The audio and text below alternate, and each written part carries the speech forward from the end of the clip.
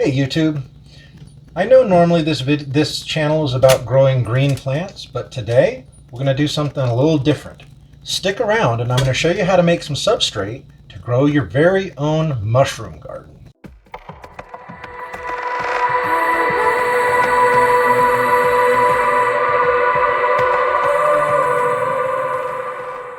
Hey everybody, welcome to Raven Grows. I'm Raven, and today we're going to be growing mushrooms. Well, not quite. We're going to be building the substrate that we need to grow mushrooms. I'm going to have a video later that will show you how to clone the mushrooms so that we can then start to grow them. But first, we're going to make the substrate. Now, the recipe that I have today is not my own recipe. The recipe I've shamelessly stolen from someone online. Thank you very much, PhillyGoldenTeacher. I'm going to add a link to their page. So you guys can go check out some of their videos. They're a wonderful resource for anybody that's into mushrooms. And don't be put off by the fact that they're mainly dealing with magic mushrooms. Today, I'm going to be working with cremini, button, and portobello mushrooms. But first, we need to build some substrate. To start off, we're going to need 18 cups of water. Now that's going to take me a little while, so I'll be right back. All right, almost there. That is a lot of water to boil. If you can see here, I've got my biggest pot filled completely with water. Again, that's 4.5 quarts. Don't worry about taking down measurements. I'm going to give you the actual recipe at the end of the video. So just stay with me and I'll put the recipe up on screen for you. But I'm going to start off with 4.5 quarts of water. Now, for those of you that don't know the measurements, I didn't. If you see here on my pitcher, it says here 2 quarts and 1 gallon. So that means 1 gallon is 4 quarts. And then you need another half a quart on top of that. So we got 4.5 quarts, and I'm going to turn my stove on to high and get it to boil. Should we wait? No. I'll be right back. So there's a few things to consider when you're planning on growing mushrooms. Number one, you have to be very, very clean. And I don't mean just go take a shower. Mushrooms are a fungus, obviously. That's why we eat them. However, what that means is that you're going to be creating the perfect environment for a fungus to grow, especially the ones you don't want to grow. So when you're making up all of your things for mushroom growing, always make sure that you have a small spray bottle. And this one I just got at one of the big box blue stores. And it's just a little hand squirt bottle. It's filled up with 70% isopropyl alcohol. Now it's very important that you get 70%. You don't want to get 92%.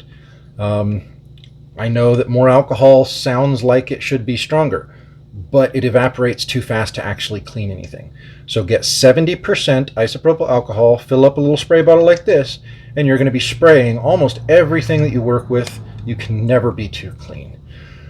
Today, working with the substrate, obviously I'm not being very clean. I haven't sterilized anything, and my work surface is messy. I've got bags up here. I've got coco coir sitting over here. The substrate right now doesn't have to be sterile because I'm going to be sterilizing it before I use it. And I will do a video on how to do that as well. So now, while we're waiting for this to boil, I guess I'll see you in a bit, huh? It's gonna take a little while. So this recipe is actually very easy. What I've got here is compressed coconut fiber, also known as coco coir, and this is going to be our actual growing medium inside of our substrate mix. Now, EcoEarth makes a good one, but there are plenty of other ones out there. They have not sponsored me for this video, but this is the one I'm using today. I do recommend that you get one that's designed for reptiles, as they don't have any added inoculants into them. Some of the ones that are used for growing plants have actually a fungal inoculant that can interfere with your mushroom growing. So these ones that that EcoEarth makes have nothing added to them, and they're just a solid brick of coconut fiber. So let me get this busted open, and I'll show you what we've got. So here's the coco coir. As you can see, I called it a brick. I wasn't lying. It really is just a compressed brick of coconut husk. And so for those of you that don't deal with reptiles or are pretty new to the plant game, coco coir is just that. It's just ground up coconut husks compressed into a brick, or they do sell it loose, but it's more expensive that way. So what I'm going to do with this brick, I'm going to take it and I'm going to put it into a bucket. That's it. The next recipe we have, the next part of the recipe, is horticultural vermiculite. This vermiculite, you can buy it almost any store, and it is a soil additive. Don't actually know what it's made of. It looks like dirt to me. But what it does is it holds more water and allows the soil to hold more water than if it was just soil or coco coir alone. So what we're going to do is we're going to take 8 cups of vermiculite. So that's actually going to be 2 quarts. And mix that into the bucket as well. So I've got the bag of vermiculite open. You can see it just looks like dirt, or sand almost. We'll put a graphic up on the screen and it'll tell you exactly what vermiculite is, but for now it just looks like sand. So I'm going to work on getting 8 cups. That's 4 so far. 5.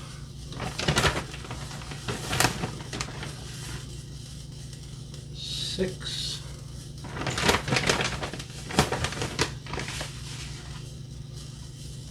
7.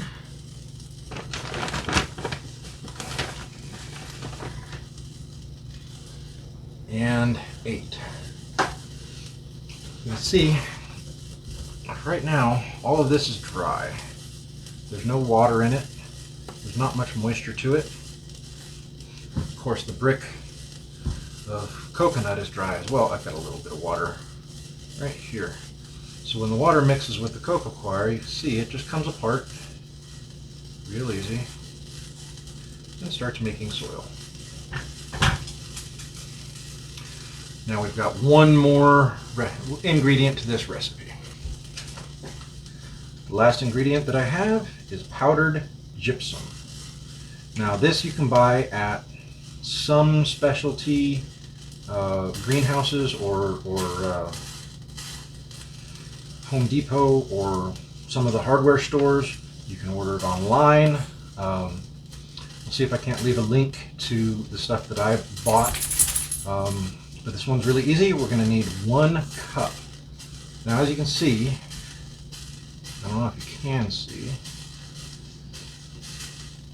it's calcium sulfate dihydrate. Basically calcium and sulfur. Gypsum is actually the material, and this will provide some food for the mushrooms.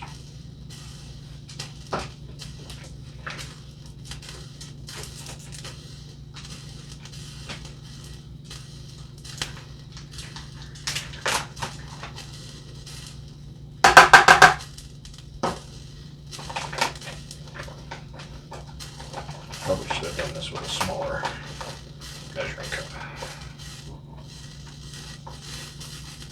There you go. 1 cup of powdered gypsum. That's it. Now we just have to wait for the water to finish boiling.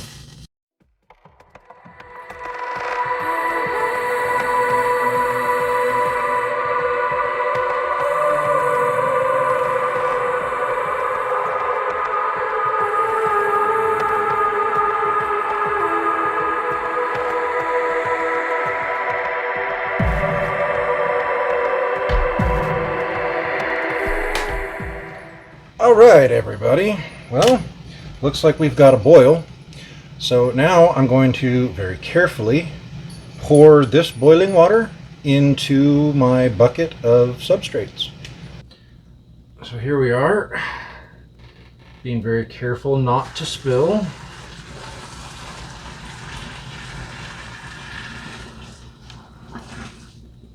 Watch out for the steam, it's hot.